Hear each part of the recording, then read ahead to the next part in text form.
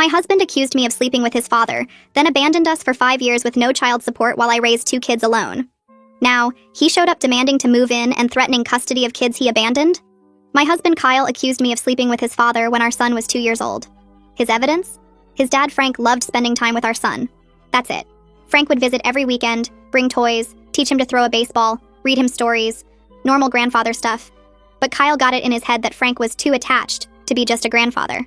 One night, Kyle came home drunk from poker night and started screaming that our son looked more like Frank than him. Same nose, same eyes, same laugh. I was 8 months pregnant with our second child when he said this. He demanded I admit to the affair. When I told him he was insane, he packed a bag and left. Moved in with his brother Wade. Told everyone in his family I'd been cheating with Frank. His mother Gloria called me crying, asking how I could do this to her family. Frank was devastated. Stopped visiting entirely because Kyle threatened to beat him up if he came near his son again. I was pregnant, alone with a toddler, and my husband had just destroyed his own family over a delusion. But I didn't have time to fall apart. I had bills to pay and kids to raise. I went back to work 2 weeks after giving birth. Found a daycare that opened at 6 a.m. so I could drop the kids off before my shift at the hospital. I'm a radiologic technologist. Good money, stable hours. Kyle never paid child support.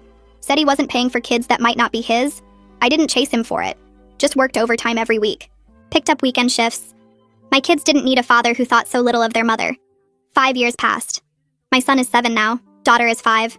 I got promoted to lead technologist. Bought a small house on my own. Nothing special, but it's ours. The kids are thriving. My son plays Little League, straight A student. My daughter does gymnastics. Kyle never called, never visited. Missed every birthday, every Christmas, every school play. Frank would send cards and money for birthdays through my sister because he was too scared of Kyle to contact me directly. Then last month, Kyle shows up at my door. Not to apologize. Not to see the kids he abandoned. He lost his job 8 months ago. His girlfriend kicked him out. He's been living with Wade, but Wade's wife wants him gone. He needs a place to stay. Oh, and he's been thinking, and maybe he overreacted about the whole Frank thing. Maybe we should try again. For the kids. I stood there staring at him. This man who destroyed our marriage with insane accusations, who abandoned his children, who let me struggle alone for 5 years, was standing on my porch asking to move in. I told him absolutely not. That's when he got nasty. Started saying I owed him. That he was entitled to half the house since we're still technically married. That he wanted split custody now. That he'd been generous letting me have the kids all this time, but now he wanted his rights as a father. Every day since then, he's been escalating. Calling 20 times a day. Showing up at my work. Telling the kids' school he should be allowed to pick them up. Leaving messages saying he'll take me to court for alienation. That I poisoned the kids against him. That he'll prove I'm an unfit mother working too many hours. Yesterday was the final straw. He called and said Frank agreed to take a paternity test to prove Kyle was right all along. That when it showed our son was Frank's, he'd get full custody of our daughter, and I'd owe him alimony for the emotional damage. I called Frank immediately. He was confused. Said Kyle never contacted him about any test. Kyle was lying about his own father to try to scare me. I hung up and called my friend Jasmine. She's a paralegal. Asked her to meet me at Kyle's brother's house with separation papers I'd been sitting on for 5 years. Time to end this properly. We drove over at dinner time. I knew the whole family would be there. Wade's house, Sunday dinner. Gloria always cooks. I knocked. Wade answered, saw me, and his face went pale. The dining room was full. Gloria, Wade's wife Melanie, Kyle's sister Helen, and Kyle sitting at the head of the table like he owned the place. Kyle stood up smiling. Changed your mind about letting me come home? He said. I placed the separation papers on the table. Actually, I came to give you these. And to let your family know that Kyle's been harassing me for weeks, demanding money, demanding the house I bought myself, threatening to take the kids he abandoned. Oh, and lying about Frank taking a paternity test. Gloria gasped. Gloria's face went white and her fingers dug into the edge of the table so hard her knuckles turned pale. Wade pushed his chair back and stood up slow, staring at me like he was seeing something he didn't want to believe. Melanie's hand flew to cover her mouth and her eyes went wide. Helen looked back and forth between Kyle and me, and I could see understanding spreading across her face that something was very wrong here. The whole room got quiet except for the sound of someone's fork hitting their plate. Kyle tried to laugh, but it came out weird and forced. He waved his hand at me like I was being silly. She's just being dramatic, he said. We need to talk about this privately, not in front of everyone. Wade cut him off before he could say anything else. Have you been harassing her? His voice was flat and hard. And did you lie about Dad agreeing to take a paternity test? Kyle's whole face turned red, starting at his neck and spreading up to his forehead. He started making excuses fast, talking over Wade. She abandoned me first. She refused to admit the truth about what she did with Dad. I had every right to leave. She forced me out. Gloria interrupted him and her voice shook. What truth, Kyle? She just said Frank never agreed to any test. What truth are you talking about? I kept my voice calm even though my heart was beating, so fast I could feel it in my throat. Kyle showed up at my house last month demanding to move in. He hasn't called or visited the kids in 5 years. He never paid a single dollar in child support. When I told him no, he started threatening me. Said he'd take the kids. Said he was entitled to half my house even though I bought it myself with money I earned working overtime for 5 years while he was gone. Then he made up that lie about Frank taking a paternity test to scare me into giving him what he wants. Melanie spoke up then, and her voice was tight. Gloria, Kyle has been living with us for 8 months. He doesn't help with bills. He doesn't look for work. He just plays video games all day and complains about how unfair his life is. I told Wade 2 weeks ago that Kyle needed to leave our house. Wade nodded and looked at his mother. He's been talking for weeks about getting back together with her. Not because he loves her or misses his kids, because he needs somewhere to live and he thinks he's entitled to the house she bought. Gloria turned to Kyle and her voice cracked. Is this true? Kyle exploded. He slammed his hands on the table and stood up so fast his chair fell backward. You all turned against me. She poisoned you just like she poisoned my kids. You're all supposed to be my family, but you believe her over me. Jasmine had her phone out and I saw her hit the record button. She held it low by her side where Kyle couldn't see it, but the camera was pointed right at him while he yelled. The front door opened and Frank walked in. Gloria must have texted him to come for dinner. He froze in the doorway when he saw me standing there. His face went pale. Kyle saw him and something snapped. He lunged toward Frank, screaming, You ruined my life! You took everything from me! Wade grabbed Kyle around the chest and held him back. Kyle was still trying to get to Frank, his arms swinging. Helen jumped up and started yelling for everyone to calm down, but nobody was listening.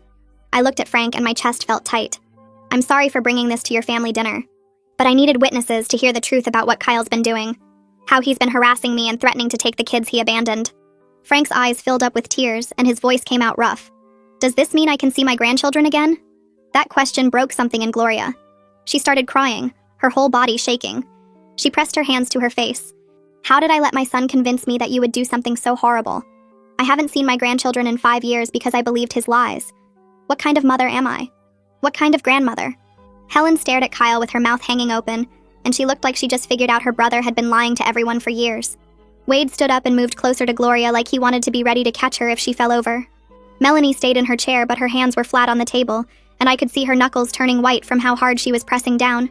Kyle looked around the room at all of them staring at him, and I watched his face change.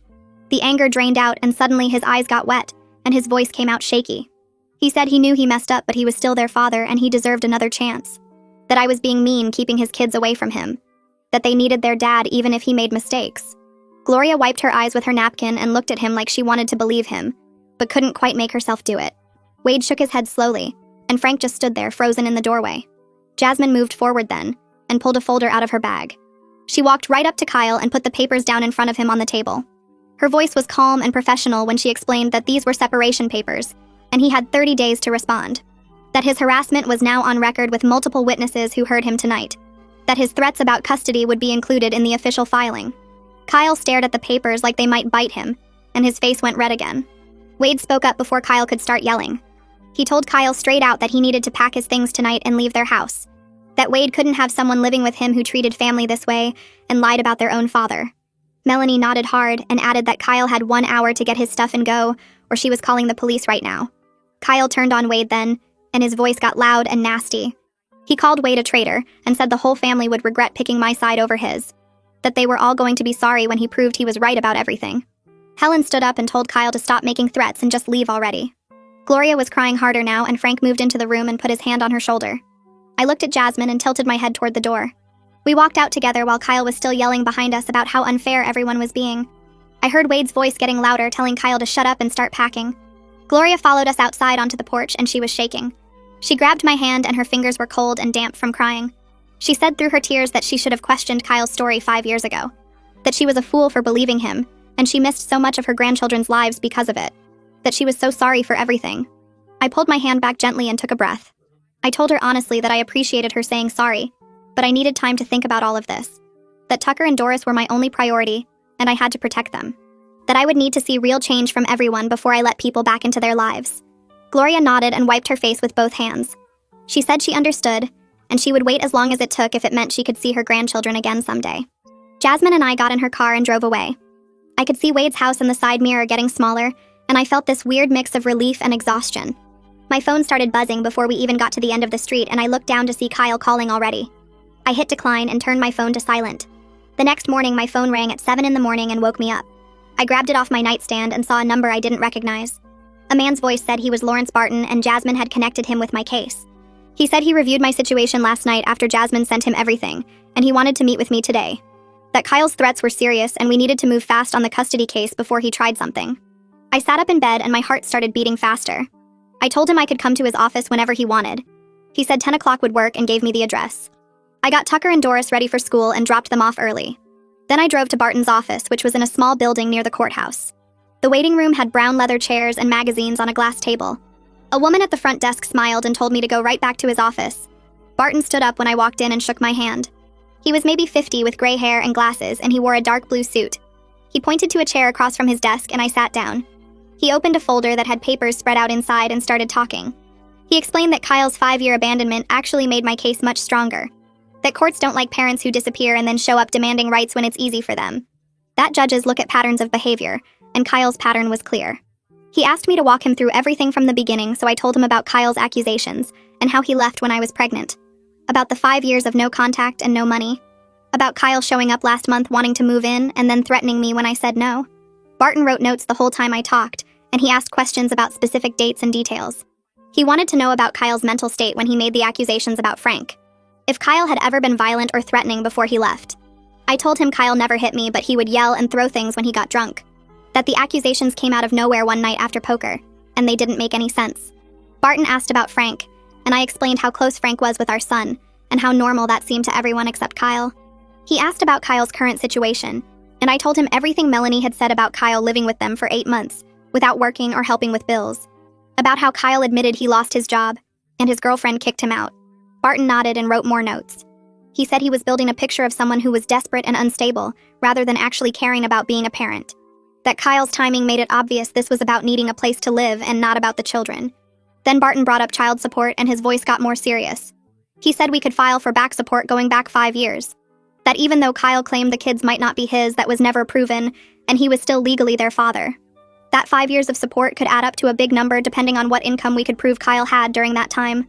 He said this might actually make Kyle back off if he realized opening this legal door would cost him money instead of getting him a free place to live. I asked if that would really work, and Barton said sometimes when people realize court means consequences for them, and not just threats against others, they suddenly lose interest in fighting. I asked Barton about the kids and whether they'd have to talk in court. My hands were shaking when I brought it up. He leaned back in his chair and said it was a last resort. That judges try to keep children out of custody battles when possible. But he explained we might need a child psychologist to evaluate them. Someone who could talk to Tucker and Doris and write a report about what was best for them. I felt sick thinking about my kids being questioned about their father. About them having to explain to a stranger why they didn't know the man who was supposed to be their dad. Barton must have seen my face because he added that the psychologist would make it comfortable. That it wouldn't be like a courtroom interrogation. Just conversations about their life and feelings. I nodded and tried to breathe normally. I left his office around noon and drove straight to work for my afternoon shift. My phone started buzzing before I even got to the hospital. Text after text from Kyle. I pulled into the parking lot and looked at the screen. 20 messages already. The first few were almost nice. Saying we should talk. That he missed me and the kids. That he was sorry for how things went at Wade's house. Then they got angry. Demanding I call him back. Saying I had no right to embarrass him in front of his family. Accusing me of poisoning everyone against him. Then they turned pathetic. Saying he had nowhere to go. That his own family kicked him out because of me. That I owed him another chance. I remembered what Barton said about saving everything. I started taking screenshots of each message. Saved them to a folder on my phone. My hands were steady now. This was evidence. This was proof of exactly what Kyle was doing. I picked up Tucker and Doris from aftercare that evening. Tucker was quiet in the car. He kept looking at me in the rearview mirror with this worried expression. When we got home and I started making dinner, he finally spoke up. He asked why Grandma Gloria called him today. My stomach dropped. I stopped chopping vegetables and turned around.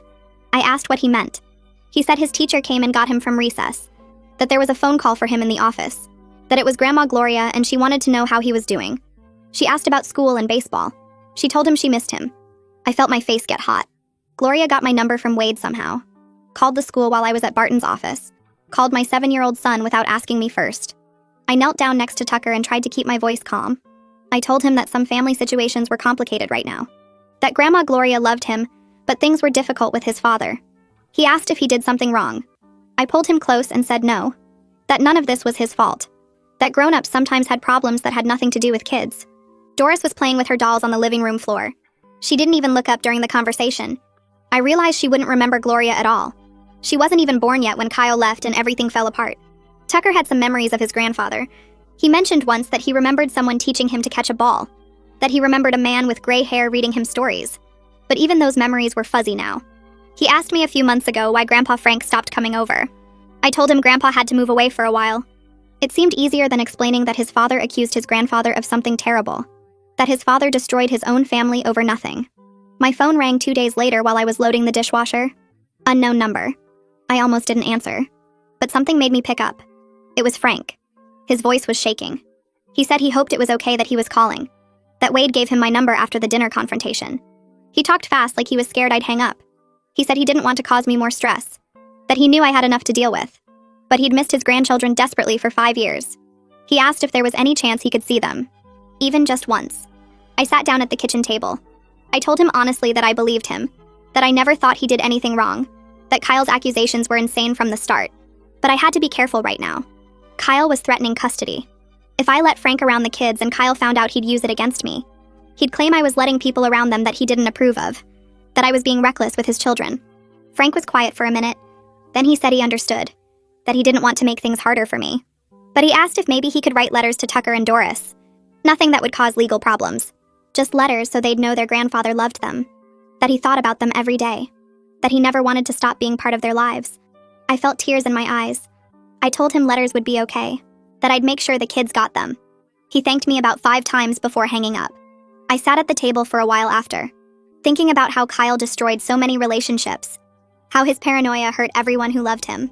3 weeks went by. Work was busy. The kids had school and activities.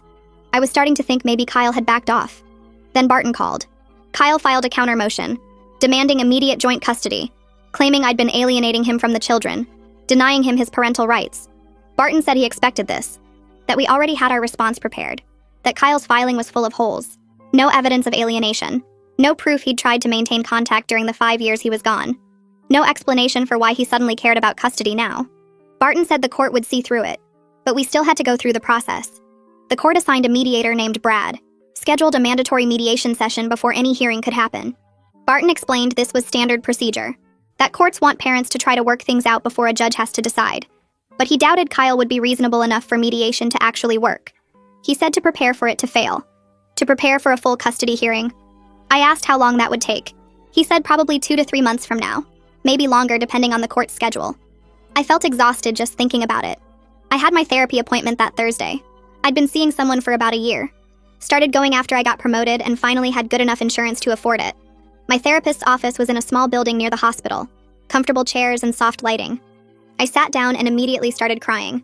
Told her about Kyle showing up, about the threats and the custody filing, about being terrified he might actually get to take my kids. She handed me tissues and let me talk.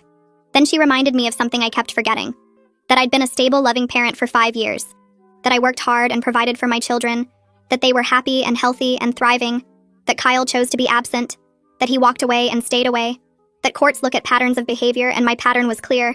I was the parent who showed up, every single day. Kyle was the one who disappeared. I walked through my next shift in a fog, kept messing up simple things, put the wrong patient file in the scanner, forgot to mark the images I'd already reviewed. My supervisor, Maria, pulled me into her office after I nearly gave someone the wrong scan results. She closed the door and asked if everything was okay at home. I sat down and felt all the stress hit me at once. Told her my ex-husband was back after 5 years, that he was threatening custody, that I had lawyers and court dates and couldn't focus on anything. Maria's face softened. She said the hospital had resources for this kind of thing, an employee assistance program that could help with legal costs. I didn't even know that existed. She pulled out a pamphlet and circled a phone number, said I should call them, that they'd helped other people through divorces and custody battles. I thanked her and went back to work. Called the number on my lunch break. They scheduled me for an intake appointment the following week. Saturday morning came too fast. Tucker had baseball practice at 9. I packed his bag and drove to the field near the elementary school. Other parents were already setting up chairs along the fence. Tucker ran to join his teammates and I found my usual spot in the shade. The coach started warm-ups and I was checking my phone when I saw Kyle's car pull into the parking lot. My stomach dropped. He got out and started walking toward the field. I stood up fast and called Tucker over, told him to stay with his coach no matter what. Tucker's face went worried, but he nodded and ran back. Kyle reached the fence and demanded to talk to his son. I kept my voice steady and told him all contact goes through lawyers now. He needed to leave. Kyle's face turned red. He started yelling that I couldn't keep him from his own kid, that he had rights. The coach noticed the commotion and came over. Asked Kyle to leave the field. Kyle got louder. Said nobody could tell him what to do with his son. Another parent pulled out her phone. I moved between Kyle and Tucker. Told the other kids to keep playing. Kyle kept screaming about parental rights and how I'd poisoned everyone against him. The police showed up about 10 minutes later. 2 officers walked onto the field and Kyle was still ranting. They asked him to calm down and explain the situation. Kyle said I was keeping him from his son, that we were married and he had every right to be there. The officers asked me for my side. I explained we'd been separated 5 years, that Kyle paid no child support and had 0 custody arrangement, that my lawyer told me to keep him away until the court decided. The officers were professional about it. Told Kyle that without a custody order, I had full legal authority as the custodial parent, that he needed to leave and go through the proper legal channels. Kyle argued, but they weren't having it. One officer walked him back to his car while the other stayed to take my information, said they'd file a report. Tucker was crying when I got back to him. The coach had kept the other kids busy, but everyone saw what happened. I called Barton from the parking lot after practice, told him about Kyle showing up and the police report. Barton said this was actually good for our case, that it showed Kyle's behavior was getting worse. He'd file for a temporary restraining order right away. Use the police report as evidence. I asked how long that would take. He said usually 48 hours for emergency orders, that the judge would see Kyle was escalating and grant it fast. I felt some relief, but Tucker was quiet the whole drive home. Asked if his dad was going to keep showing up. I told him no, that the lawyers were fixing it, that he was safe. Barton called Monday afternoon. The judge granted the restraining order. Kyle couldn't come within 500 feet of me, the kids, their school, or any of their activities. Violation meant arrest. Barton emailed me a copy and I forwarded it to the school and Tucker's coach. Put one in my car and one at work. Tuesday evening, my phone rang. Gloria's name on the screen. I almost didn't answer, but something made me pick up. She was crying so hard I could barely understand her. Said Wade told her about the baseball field, that she was so sorry, that she couldn't believe Kyle would do something like that. I didn't know what to say. Gloria kept talking. Said she supported whatever I needed to do to protect the children, that she was horrified by how Kyle was acting, that she understood if I never wanted to see her again, but she wanted me to know she was on my side. I thanked her and hung up. Sat on the couch for a while trying to process that his own mother was turning against him. The mediation session was scheduled for the following Thursday at 2 in the afternoon. Barton met me in the lobby of the mediator's office. Brad Sanford came out at 2:15. Said Kyle wasn't there yet. We waited another 20 minutes before Kyle showed up. He smelled like alcohol. His shirt was wrinkled and he had dark circles under his eyes. Brad tried to start by explaining the ground rules, but Kyle interrupted. Said I'd turned his whole family against him, that his own mother was siding with me. Brad asked him to let everyone speak. Kyle kept talking over him. Barton sat there calm while Kyle ranted about betrayal and lies, and how nobody understood what he'd been through. Brad finally got Kyle quiet enough to ask what he wanted from mediation. Kyle said he wanted 50-50 custody, half the value of the house. Back payment for emotional damages from the 5 years I'd kept his kids from him. Barton waited until Kyle finished. Then he pulled out a folder. Read off the facts in this calm voice. 0 child support paid in 5 years. No stable housing or employment. Abandoned the family based on false accusations. Recent harassment and violation of boundaries. The police report from the baseball field. Kyle's face got redder with each point. Brad turned to Kyle and asked him directly what his plan was for housing the children during his custody time. Where would they sleep? How would he support them? Kyle got defensive. Said he'd figure it out. That I was just trying to make him look bad. That he'd find a place and a job once he had his kids back. Brad wrote something down. Kyle kept going. Said I was manipulating everyone. That the whole system was rigged against fathers. That nobody cared about his side of the story. I sat there and let him talk. Watched him destroy his own case with every word. Brad looked at me and nodded, like he wanted to hear my side. I took a breath and made myself speak clearly. I told him my children have stability and routine and security. They have a home where they know they're safe. They have schedules and friends and activities. Kyle can't just show up after 5 years and demand to break all that apart because he needs somewhere to live. That's not what a parent does. A parent puts their kids first, not themselves. Brad wrote something down while Kyle's face turned red. Kyle started yelling that I was twisting everything, that I was making him sound like some deadbeat when he was just trying to be a father. Barton stayed calm and pointed out that Kyle had 5 years to be a father and chose not to. Kyle shoved his chair back and stood up. He leaned across the table toward me with his fists clenched. Barton moved fast and got between us while Brad grabbed his phone and called for security. Kyle was screaming that I ruined his life, that I poisoned everyone against him, that I was going to pay for this. Security came in and escorted Kyle out while he was still yelling threats. Brad sat back down and rubbed his face. He said the mediation was over and he'd be filing a report with the court. He told Barton that given Kyle's aggression, he'd recommend the case move straight to a custody hearing without any more attempts at mediation. Barton thanked him, and we left. I was shaking in the parking lot. Barton put his hand on my shoulder and said that actually went better than expected, because now the court had witnessed Kyle's behavior firsthand. 3 days later, I got a call from Liz Cardenas. She was the child psychologist the court appointed to evaluate the situation. She wanted to meet with me first to understand the family history before she talked to Tucker and Doris. I met her at her office on a Tuesday afternoon. She was maybe 50 with gray hair and kind eyes. Her office had comfortable chairs and toys in the corner. She asked me to start from the beginning and tell her everything. I gave her copies of documents I'd brought. Bank statements showing I paid for everything alone. School records with only my name on them. Medical records listing me as the only parent. The police report from the baseball field. Screenshots of Kyle's threatening texts. Frank's birthday cards he'd sent through my sister. I walked her through Kyle's accusation 5 years ago. How he abandoned us when I was 8 months pregnant. How he never paid child support or visited. How he only came back when he needed something from me. Liz took notes and asked questions. She wanted to know how Tucker and Doris were doing in the school, what their daily routines looked like, whether they'd asked about their father over the years. I told her Tucker used to ask when he was younger but stopped around age 5 when he realized his dad wasn't coming back. Doris never knew Kyle at all. She wasn't even born yet when he left. The next week, Liz met with Tucker and Doris at her office. I drove them there but waited in the lobby while she talked to each of them separately. Tucker went first and was in there for almost an hour. When he came out, he looked tired but okay.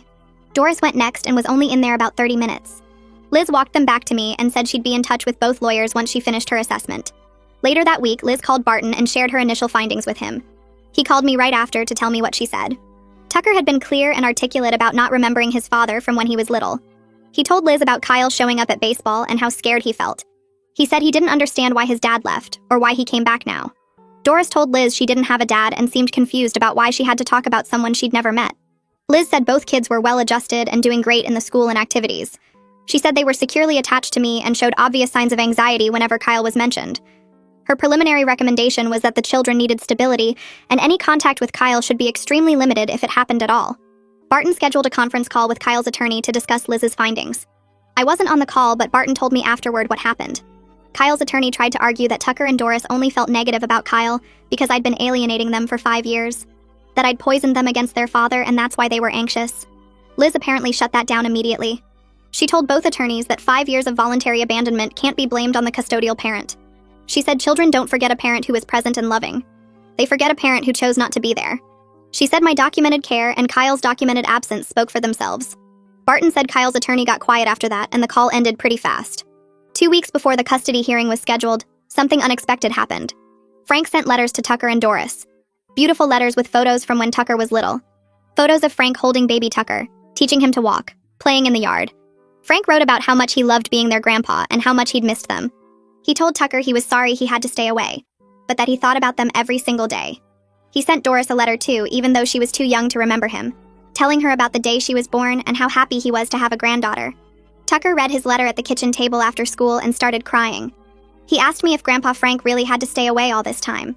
I sat down next to him and tried to explain it as simply as I could. I told him his father made a mistake and accused Grandpa Frank of something that wasn't true. That's why Grandpa stopped visiting, because his father got angry and told him to stay away. I said sometimes adults make bad choices that hurt everyone around them, especially kids who don't deserve it. Tucker looked at the photos for a long time. He said he remembered Grandpa Frank a little bit now that he saw the pictures. He asked if he could write back. I helped Tucker write a letter to Frank.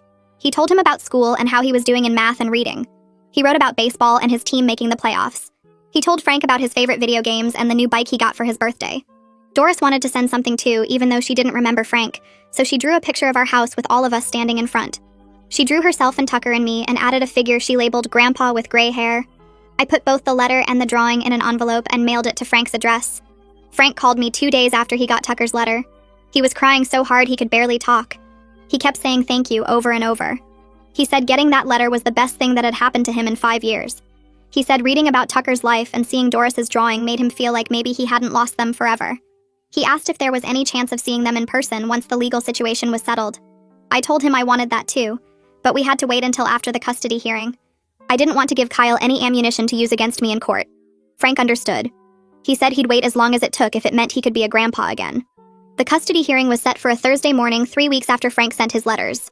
I took the day off work and met Barton outside the courthouse at 8:30. He carried 2 thick folders full of documentation and wore a dark suit that made him look professional and serious. Kyle showed up 10 minutes late wearing a suit I recognized as Wade's because the sleeves were too short and the shoulders didn't fit right.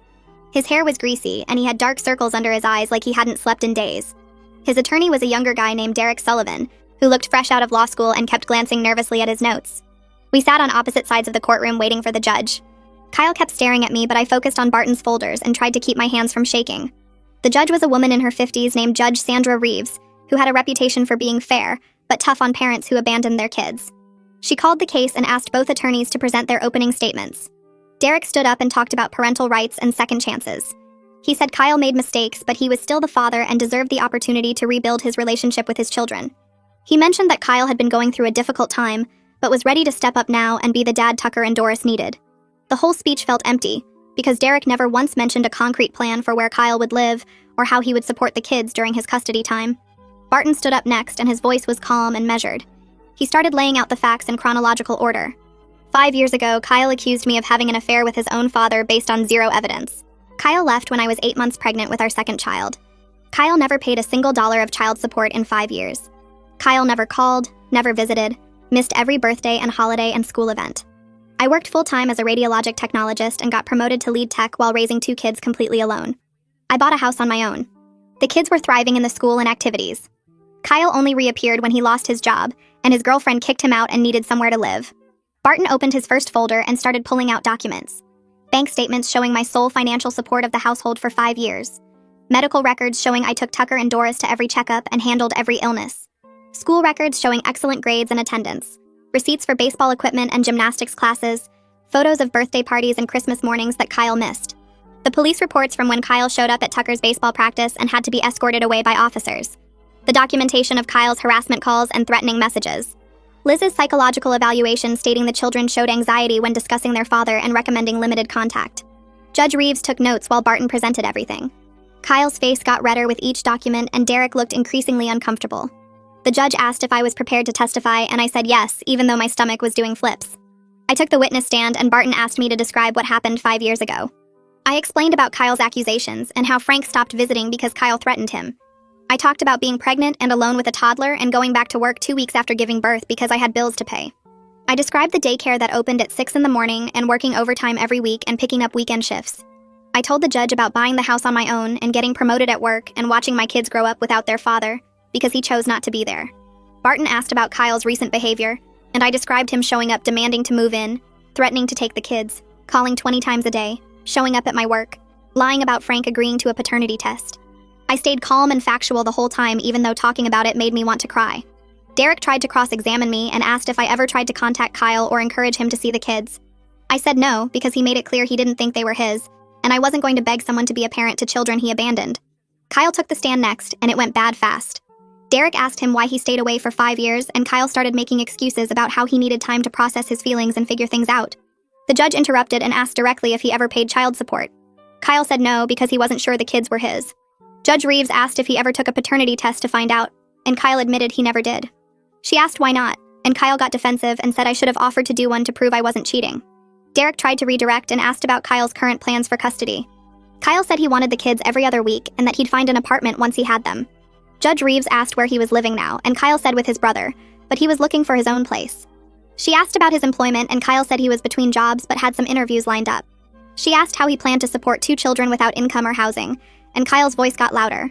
He said he'd figure it out and that I was just trying to make him look bad because I wanted to punish him. Judge Reeves asked about the accusations against Frank, and Kyle started rambling about how Frank was too attached to Tucker and how they looked alike, and how everyone could see something was wrong.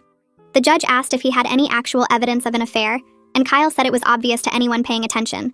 She asked again for specific evidence, and Kyle started crying. He said his whole life had been hard, and nobody understood what he'd been through, and everyone was against him. Derek looked mortified and tried to salvage things by asking Kyle if he loved his children. Kyle said yes, of course he did, but then started talking about how I poisoned them against him, and turned his whole family against him, and made everyone think he was crazy.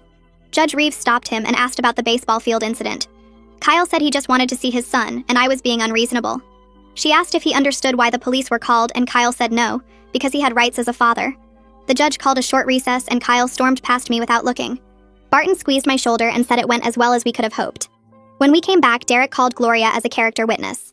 I held my breath because I wasn't sure what she would say even after everything that happened at Wade's house. Gloria took the stand looking older and tired. Derek asked her to describe Kyle as a son and father. Gloria was quiet for a moment and then said Kyle was her son and she loved him, but she needed to tell the truth. She said Kyle made serious false accusations against his own father 5 years ago. She said she was ashamed that she believed those accusations without questioning them. She said Frank was a good man who loved his grandchildren and did nothing wrong. She said Kyle's recent behavior scared her, and she was worried about his mental state. She said the children deserved stability and safety, and right now Kyle couldn't provide either of those things. Derek looked shocked and tried to get Gloria to say something positive, but she just kept repeating that she loved her son, but couldn't support him getting custody when he wasn't stable. Kyle stood up and yelled that his own mother was betraying him. Judge Reeves told him to sit down and be quiet, or she'd have him removed. The bailiff stood up and Kyle sat back down, but he was shaking with anger. Judge Reeves said she'd take 2 weeks to review everything and issue a ruling. Those 2 weeks felt like 2 years. I couldn't sleep and barely ate and kept checking my phone waiting for Barton to call. Tucker asked me every day if his dad was going to take him away, and I had to keep saying I didn't know. Doris had nightmares and crawled into my bed most nights. The ruling came on a Tuesday afternoon. Barton called me at work and I had to go sit in my car to take the call. He said I got sole legal and physical custody. Kyle got supervised visitation only 2 hours every other Saturday at a supervised visitation center. He had to complete anger management classes and parenting classes before the visitation could be reconsidered. Kyle was also ordered to start paying child support based on something called imputed income, since he was voluntarily unemployed. The amount was $200 a month, which wasn't much, but it was something. The back support from the last 5 years was deferred until Kyle got a job, but not forgiven, meaning he'd still owe it eventually. I sat in my car crying with relief for 20 minutes before I could pull myself together enough to go back inside. That night, I told Tucker and Doris that they were staying with me and everything was going to be okay. Tucker hugged me so tight I could barely breathe, and Doris asked if the bad man was going away now. I said yes, and we ordered pizza and watched movies until way past bedtime. 3 days later, Barton called again. Derek had contacted him saying Kyle wanted to appeal the custody decision. Barton explained to Derek that appealing was expensive and rarely successful, especially when the evidence of abandonment was so clear. He said most appeals in custody cases failed unless there was clear legal error by the judge, and there wasn't any here. We never heard anything more about an appeal after that. Kyle's first supervised visit was scheduled for the following Saturday at 10 in the morning. The supervised visitation center was a plain building with cameras in every room and staff members who watched every interaction. I dropped Tucker and Doris off and waited in my car in the parking lot because I couldn't leave the area in case something went wrong. Tucker looked nervous walking in, and Doris held the supervisor's hand tight. 30 minutes later, the supervisor came out and asked me to come inside. She said Kyle had left. Tucker was sitting on a couch looking confused, and Doris was hiding behind another staff member. The supervisor said Kyle tried to hug both kids right away, but Tucker stepped back and Doris started crying. Kyle got frustrated and said they were being ridiculous. He tried to talk to Tucker about school, but Tucker gave short answers and kept looking at the door. Kyle asked Doris to sit on his lap, and she refused. After about 25 minutes, Kyle stood up and said this was pointless if the kids were going to act like he was a stranger. He told the supervisor to tell me I was doing this on purpose, and then he walked out. The supervisor said she'd write a report for the court, noting that Kyle seemed unprepared for actual parenting, and left when the children didn't immediately respond the way he wanted. She said the kids hadn't done anything wrong, and their reactions were completely normal for children who didn't know their father. I took Tucker and Doris home and we made cookies and didn't talk about what happened. Kyle missed his next scheduled visit 2 weeks later. The center called me that morning to let me know he never showed up. He missed the visit after that too. The center sent notices to the court each time documenting his failure to appear. Barton called and said this was common with parents who wanted custody for the wrong reasons. Once they realized being a parent required actual work and consistency, they disappeared again. He said we'd monitor the situation, but Kyle's pattern of abandonment was continuing just like before. 3 months after the hearing, I called Frank and asked if he wanted to come over on Saturday afternoon. My hands shook while I dialed because I knew this was huge for him and terrifying for the kids. Frank answered on the first ring and his voice cracked when he said yes. I told Tucker that evening that his grandpa was coming to visit, and Tucker went quiet for a long time before asking if the bad man would be there too. I promised Kyle wouldn't be anywhere near us, and Tucker nodded, but I could see he was nervous.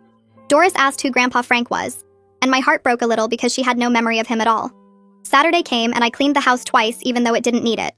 Tucker kept looking out the window, and Doris stayed close to me asking questions about this grandpa person she was about to meet. Frank knocked at exactly 2 o'clock, and when I opened the door he had tears in his eyes and a stuffed elephant in his hands. Tucker hung back behind me, and Frank didn't rush forward or try to hug him. He just said hello and that he'd missed Tucker very much. Doris peeked around my legs and Frank knelt down slowly and held out the elephant, saying he heard she liked animals. She took it carefully and held it close without saying anything. I invited Frank inside and we sat in the living room where everything felt stiff and awkward at first. Frank asked Tucker about school and baseball, and Tucker gave short answers while watching Frank like he might do something scary. Frank pulled out photos from when Tucker was little, and Tucker moved closer to look at them. There was one of Frank teaching Tucker to throw a ball when Tucker was maybe 3, and Tucker touched the photo gently. Frank's voice shook when he explained how much he'd wanted to keep visiting but couldn't because of the situation with Kyle. Doris climbed onto the couch next to Frank with her elephant and asked if he was really her grandpa. Frank said yes, and that he'd wanted to meet her since the day she was born. After about an hour, Tucker asked if Frank wanted to play catch outside, and Frank looked at me with such hope that I had to look away. They went to the backyard, and I watched through the window as Frank showed Tucker how to improve his throwing stance. Doris stayed with me but kept asking when they'd come back inside.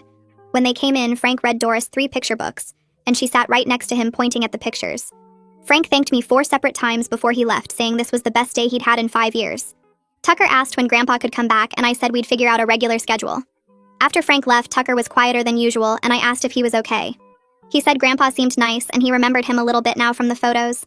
2 weeks later, Gloria called and asked if she could come to the next visit with Frank. I said yes, but told her clearly that we wouldn't talk about Kyle, and the focus had to be on the kids, not the past. Gloria agreed immediately, and said she just wanted to know her grandchildren. The visit with both of them went smoothly because Gloria followed my rules and spent the whole time asking the kids about their lives now. 6 months after Kyle first showed up at my door demanding to move in, my life had finally settled into something stable. Tucker and Doris saw Frank and Gloria twice a month on Saturday afternoons, and the visits got easier each time. Kyle stopped showing up to supervised visits after the 4th one when Doris cried and Tucker refused to talk to him. The visitation center sent reports to the court, but we never heard anything from Kyle's lawyer about trying again. I got promoted to senior lead technologist with a significant raise and better hours. The house felt truly mine now with no threat of Kyle claiming half. Tucker made the all-star baseball team and Doris moved up to the advanced gymnastics class. I started sleeping through the night without waking up worried about what Kyle would do next. My family was small, but it was strong, and we'd survived something that could have broken us.